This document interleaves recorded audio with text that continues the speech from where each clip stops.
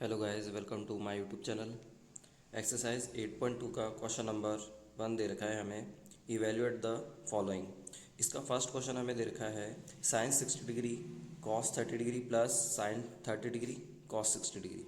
इसकी वैल्यू हमें फाइंड करनी है। ठीक है, तो हमने जो पिछली वीडियो के अंदर जो वो टेबल रन करी थी, टेबल बनाना सीखा था हमने, तो उसकी वैल्यू हम इसके अंदर पुट करेंगे। इनके वैल्यू इसकी थीटा के अकॉर्डिंग जो वैल्यू हमें दे रखी है, जैसे साइन 60 है, साइन 60 की वैल्यू √3/2 होता है। ठीक है, फिर बीच में कोई साइन नहीं दे रखा है आपको, तो जो मिड में जो साइन नहीं होता है, जहाँ कुछ कुछ भी साइन नहीं दे रखा होता है, वहाँ क्या होता है, मल्टीप्लाई होता है। तो मल्टीप्लाई का साइन लिख देंगे यहाँ पर। कॉस 30 की वैल्यू होती है √3/2। फिर बीच में प्लस का साइन दे रखा है, तो प्लस का साइन हम एज इट इज़ लगा देंगे। साइन 30 की वैल्यू होती है 1/√1/2। फिर कॉस 30 और साइन 60 के बीच में कोई साइन नहीं है, तो यानी मल्टीप्लाई है। ठीक है, कॉस 60 की वैल्यू होती है 1/2, तो 1/2 हमें एज इट इज़ लिख देंगे। अब हमें इनको मल्टीप्लाई करना है। ठीक है, तो √3 को √3 से मल्टीप्लाई करेंगे, तो अगर हम किसी भी रूट वाली वैल्यू को मल्टीप्लाई करते हैं, अगर रूट के अंदर सेम डिजिट होती है, तो रूट से रूट कैंसिल हो जाता है, और जो डिजिट रूट के अंदर लिखा है वही हमारा आंसर आ जाता है। तो ये √3 को √3 से मल्टीप्लाई करेंगे तो हमारा 3 आ जाएगा, और 2 2 ज़ा 4 हो जाएगा। ठीक है, प्लस का साइन हम एज इट इज़ लगा देंगे, 1 1 ज़ा 1 और 2 2 ज़ा 4 हो जाएगा, तो ये नीचे 4 आ जाएगा। अभी फ्रैक्शन में डिजिट हो गई है, बीच में प्लस या माइनस का साइन होता है, तो हम एलसीएम लेते हैं। ठीक है, नीचे डिनोमिनेटर में जो डिजिट है वो सेम है। जब सेम डिजिट होती है तो हम क्या करते हैं, अपॉन लगाकर ये सेम डिजिट नीचे लिख देते हैं। ठीक है, तो 4 अपॉन में आ जाएगा। अब 4 की टेबल में, इस 4 की टेबल में ये जो नीचे 4 दिया गया है, ये कितने टाइम आता है, 1 टाइम आता है। तो हम क्या करेंगे, इस 3 को भी 1 से मल्टीप्लाई कर देंगे, और यहाँ भी 4 है, तो इस 4 के टेबल में ये 4 1 टाइम आएगा, तो इसको भी 1 से मल्टीप्लाई कर देंगे। 3 1 ज़ा 3 हो जाएगा, तो यहाँ 3 आ जाएगा, और 1 1 ज़ा 1, तो यहाँ 1 लिख देंगे। 3 + 1 कितना होता है, 4, तो 4 आ जाएगा प्लस होकर, और अपॉन में 4 आ जाएगा। इन दोनों 4 को हम 4 की टेबल से कट कर सकते हैं, तो 4 1 ज़ा 4, 4 1 ज़ा 4, ये 1 टाइम कैंसिल हो जाएगा। तो हमारा जो टोटल इसका आंसर आएगा लास्ट, वो 1 आ जाएगा। ठीक है, ये हमारा कंप्लीट आंसर होगा।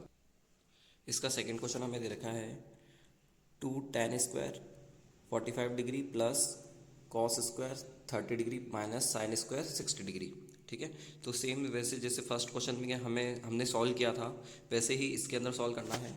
ये जो बाहर मल्टीप्लाई में 2 दे रखा है, ठीक है, ये tan स्क्वायर 45 की जो वैल्यू होगी उससे 2 मल्टीप्लाई में हमें लिख देना है बाहर। तो मैंने ये 2 एज इट इज़ लिख दिया।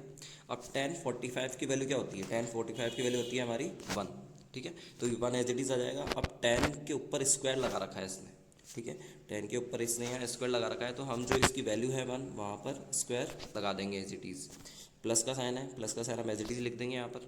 कॉस 30 की वैल्यू होती है √3/2, तो ये √3/2 आ जाएगा। इस वैल्यू के ऊपर स्क्वायर दे रखा है इसने, तो इस वैल्यू के ऊपर भी स्क्वायर आ जाएगा।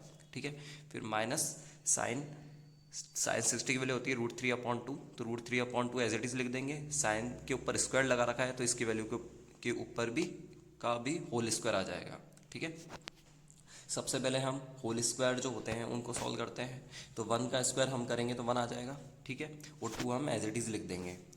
फिर √3 का होल स्क्वायर करेंगे। देखो, √3/2 है, इसका होल स्क्वायर करेंगे, यानी इस डिजिट को इसी डिजिट से मल्टीप्लाई करना होता है। ठीक है, √3 को √3 से मल्टीप्लाई करेंगे तो 3 आ जाएगा, और 2 2 ज़ा 4 आ जाएगा एज इट इज़। ठीक है, ऐसे ही सेम वैल्यू हमें नेक्स्ट में दे रखी है, तो √3/2 हो जाएगा।